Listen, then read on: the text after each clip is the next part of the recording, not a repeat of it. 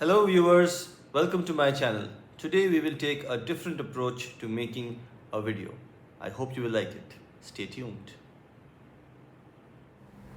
This is a video about the most famous problem in game theory. Problems of this sort pop up everywhere, from nations locked in conflict to roommates doing the dishes. Even game shows have been based around this concept. Figuring out the best strategy can mean the difference between life and death, war and peace, flourishing and the destruction of the planet.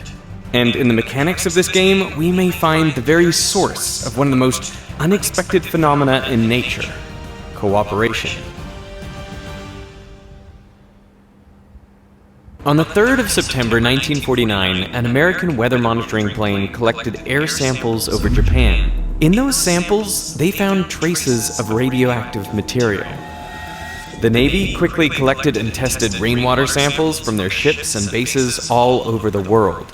They also detected small amounts of cerium-141 and yttrium-91. But these isotopes have half-lives of 1 or 2 months, so they must have been produced recently. And the only place they could have come from was a nuclear explosion.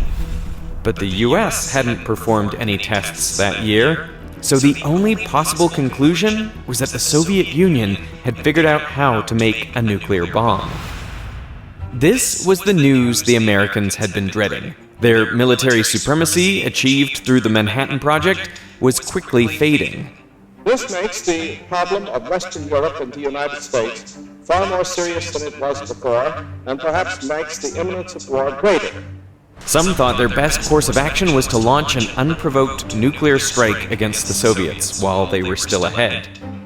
In the words of Navy Secretary Matthews, to become aggressors for peace.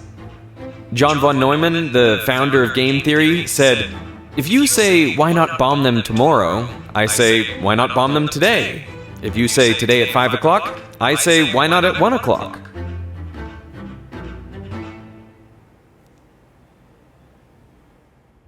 Hello viewers, today we will talk about game theory. The clip you saw just now is a clip from Veritasium, one of my favorite YouTube channels, and I'll leave a link to the entire video in the description below. Please do watch it. It is one of those videos on YouTube that literally everyone should watch.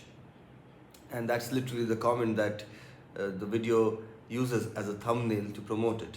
It has received more than 1 crore views as of the last time I checked, and each view is richly deserved. What is game theory? Game theory is basically a theory which tries to understand how human beings think and how rational people should act. Of course, not everyone is rational and not every rational person acts rationally all the time. But game theory reveals a lot of things about people as well as other living beings, and it really points at how otherwise self-centered people do feel the need to cooperate for their own interests. Sounds paradoxical, isn't it?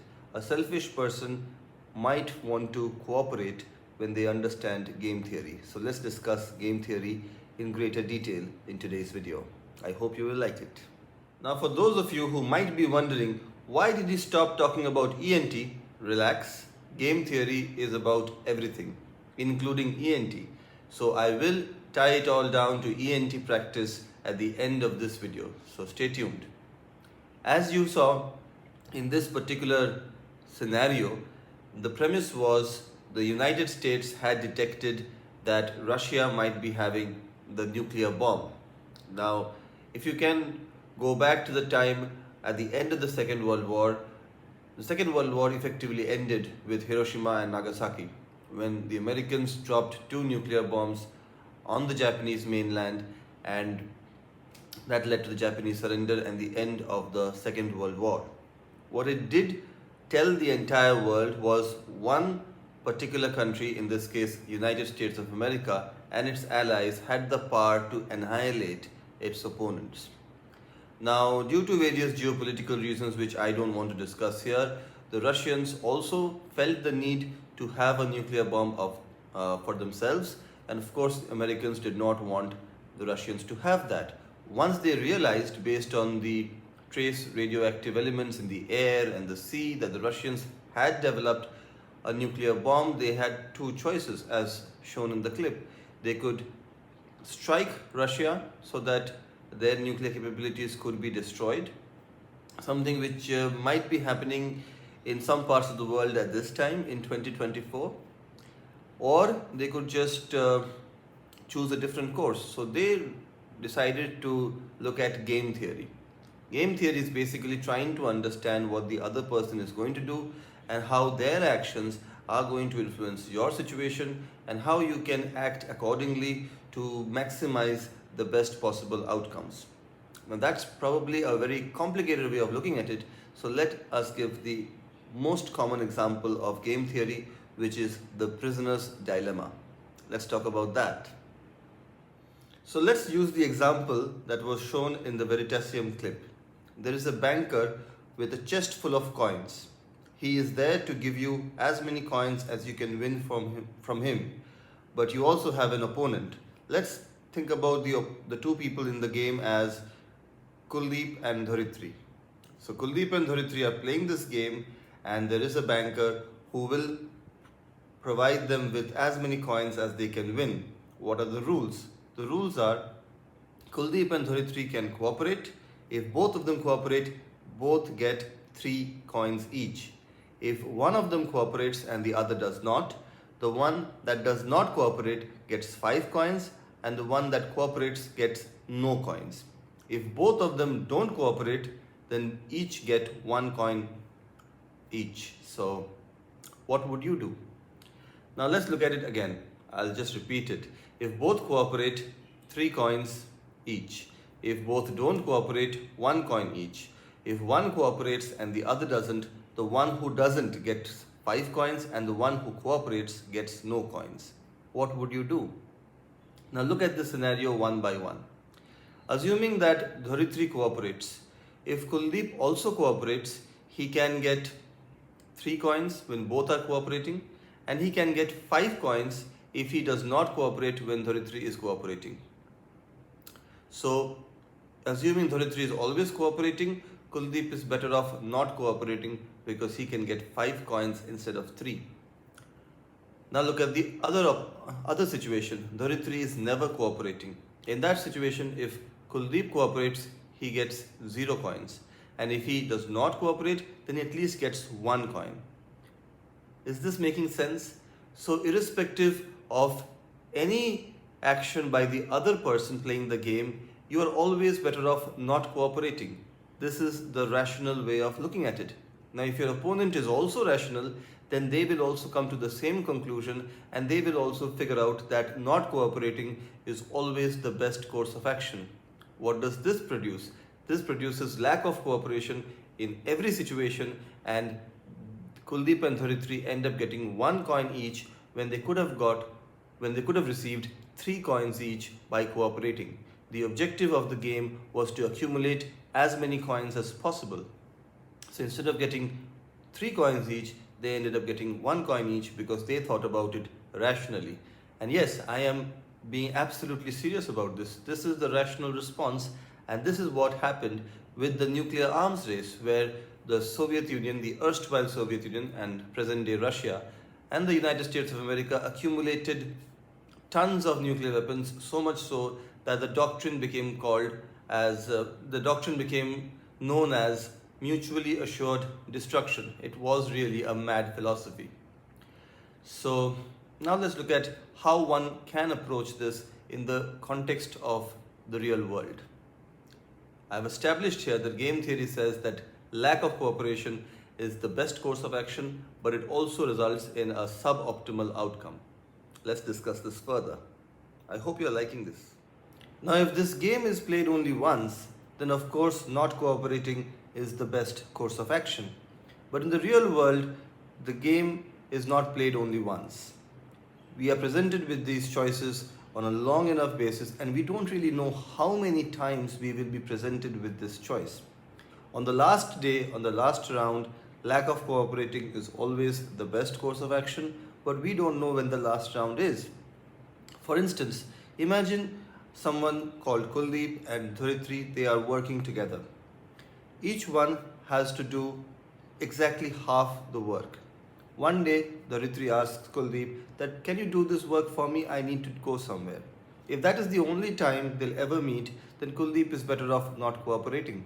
But if they continue working for an unforeseeable future or a not so fixed future, maybe for 10 years, maybe 20 years, nobody knows for certain, then if Kuldeep does not cooperate, the Ritri knows that the person did not cooperate and can use that reaction to plan their future actions when they are asked for help. This has been illustrated with the example of an impala in the African savannah. So impalas in the African savannah can get ticks, and these ticks can lead to even death. To remove these ticks, impalas or deer need to be groomed. But who will groom an impala in the African savannah? There are no beauty parlors for impalas. So other impalas groom each other. So one impala will groom the other to remove their ticks and vice versa.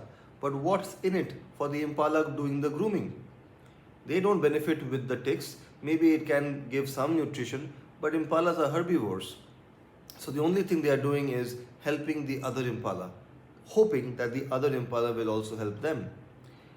If it was a choice regarding a one time only thing, then they would not help them, but they also need the same help in return. And of course, removing the ticks requires effort, requires commitment, requires energy, requires time, and in that effort, while they are doing such a thing, a predator can pounce, a leopard or a lion or a cheetah. So it is a risky endeavor trying to help someone else. That is why many rational people refuse to help.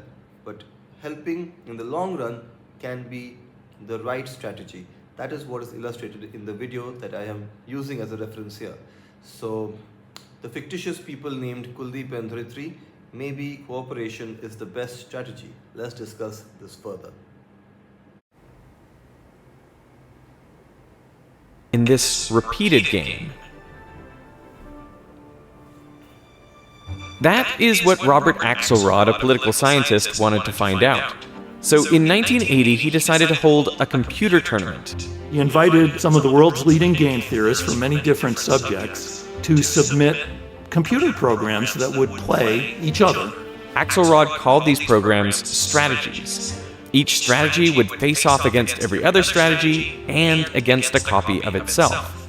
And each matchup would go for 200 rounds. That's important, and we'll come back to it. Now, Axelrod used points instead of coins, but the payoffs were the same. The goal of the tournament was to win as many points as possible. And in the end, the whole tournament was repeated 5 times over to ensure the success was robust and not just a fluke. Axelrod gave an example of a simple strategy. It would start each game by cooperating and only defect after its opponent had defected twice in a row. In total, Axelrod received 14 strategies, and he added a 15th called random, which just randomly cooperates or defects 50% of the time. All strategies were loaded onto a single computer where they faced off against each other. One of the strategies was called Friedman. It starts off by cooperating, but if its opponent defects just once, it will keep defecting for the remainder of the game. Another strategy was... Can you guess which strategy won the tournament? The simplest strategy of them all, tit for tat. Basically, in that strategy, one cooperated till the other person cooperated. The moment they noticed lack of cooperation by the other side, they stopped cooperating. An even better strategy was the sample strategy, which stopped cooperating only after noticing that the other person had not cooperated twice in a row. What does this tell us about life? Cooperate till you're taken advantage of. Don't let anyone take advantage of you, but be nice. So in short, be nice, but don't be a pushover. Basically, game theory can be described as a mathematical proof of karma. So it was observed, and this tournament was played many times over, that 2 kinds of people approach game theory. There is team nice and there is team nasty. And as has been illustrated in the video, which I urge you to watch till the end, the Veritasium video, it was illustrated that the best performing Team Nasty strategy still did not perform as well as the worst performing Team Nice strategy. So basically, be nice, but don't be a pushover. That's all there is to life. From the point of view of E.N.T, as I promised, I'll tie it to E.N.T. When I was a resident, we knew two sets of people. The first set was always complaining about each other, trying to figure out a way in which they can outsmart them. And the other group, the other set, they cooperated with each other. They always had each other's backs. Imagine which set was more successful, was more liked, and was also generally more at peace with life. In my opinion, as doctors, we learn throughout our lives. Even teachers learn, and I have seen myself, my teacher, learning a very important, a very advanced surgery. That didn't make me think, oh, he's not a teacher, he is a student. That's not true.